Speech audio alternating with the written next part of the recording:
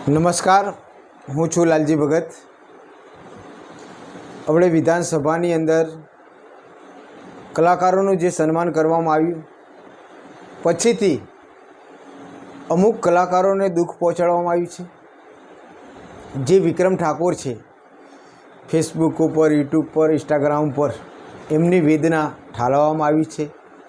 ત્યારે હું ગુજરાત સરકારને વિનંતી કરું છું કે જે નાનામાં નાના જે કલાકારો છે, જે શેરી નાટક કરતા હોય, વિક્રમ ઠાકોર હોય, જમનાબેન ગોદલિયા હોય, પ્રદીપભાઈ વાઘેલા હોય, અને જે ગુજરાતના ભારત દેશમાં ભારતીય સંસ્કૃતિ જેને ઉજાગર કરવા માટે લોકકલા જેને દરેક રાજ્યોની અંદર કાર્યક્રમ આપતા એવા એનસીની મોજ એમને પણ ખરેખર સન્માન થવું જોઈએ।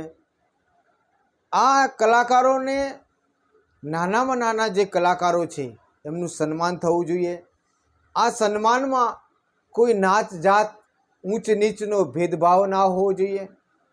ખરેખર આ જે કલાકારોને જે સન્માન કરવામાં આવ્યું છે અમે બિરદાવીએ છીએ, પરંતુ જે નાનામાં નાના જે કલાકારો છે, શેરી નાટક કરતા હોય, તબલચી હોય, બેન્જા માસ્તર હોય, ઢોલક વગાડતા હોય, ઢોલીડા હોય, એમનું પણ ગુજરાત સરકારે સન્માન કરવું જોઈએ એવી હું ગુજરાત વાલ્મીકી સંગઠન દ્વારા ભારતીય જનતા પાર્ટીને અને તેમના સક્રિય કાર્યકર્તાઓને અને ગુજરાતના મુખ્યમંત્રી શ્રી ભૂપેન્દ્રભાઈ પટેલ સાહેબશ્રીને બે હાથ જોડીને વિનંતી કરું છું કે નાનામાં નાના જે કલાકારો છે એમનું સન્માન થવું જોઈએ, એમને એવોર્ડ આપવા જોઈએ એવી અમારી નમ્રભરી વિનંતી છે।